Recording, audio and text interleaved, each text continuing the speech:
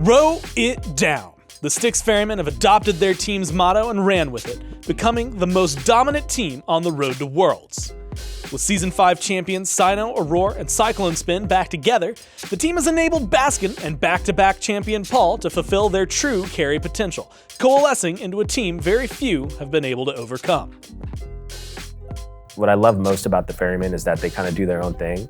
They have their own identity. They play picks that a lot of people don't play, or they're the first to bring out, like Below the Jungle or the Opwash solo, or whatever it was back then. When they do pick something weird, it's because it makes sense, right? That pick counters like what the other team wants to do in team fights or something like that, right? And it's just like the fact that they thought about it in the first place is what makes them a special team, and they have the skill to back it up. So I'm a big fan of the Ferrymen, and I think they are extremely deadly. Like a team like that is extremely deadly going into to Worlds. They're just really smart in the way they play and the way they draft, and they just have their own picks that they think is good. They all believe in their picks, and they all believe in the way they play, and that's what, like, they could have the worst meta possible going into Worlds, but if they all believe in it and they all try and play it the best way and they all play their picks, then they can still win because they are just that team.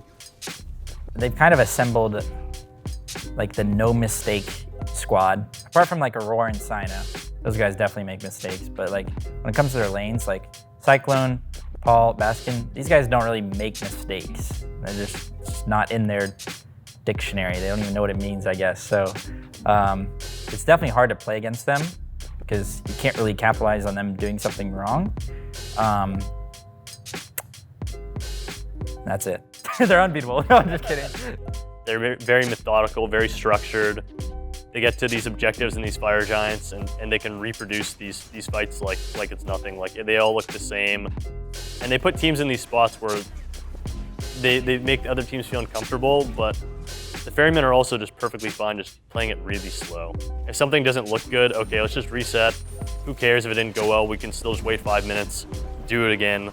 We'll do it better this time, it'll be fine, you know? So they just do a really good job of setting themselves up into positions they're used to, and then from that spot, just making sure they're executing. I think the reason the Ferrymen find success, despite like all the players in the team, like the superstar carriers, like I think Baskin, Paul, Cyclone, the main ones, I think is despite how good they are, they know their role in the team. Like you will see Cyclonespin give up a wave or two and the purple buff just to be a pyro on spawn, to be there and pull it. And I think they just have a good understanding of their role in the team and what they need to do individually to help their team win.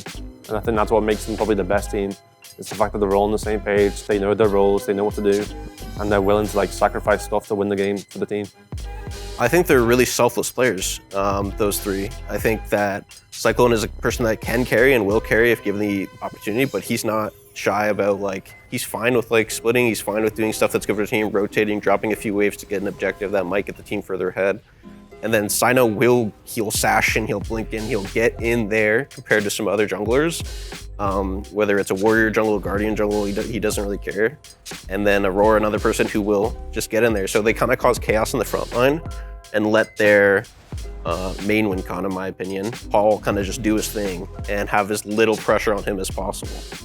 I think to beat the Ferrymen, you need to kind of be on the same page as them.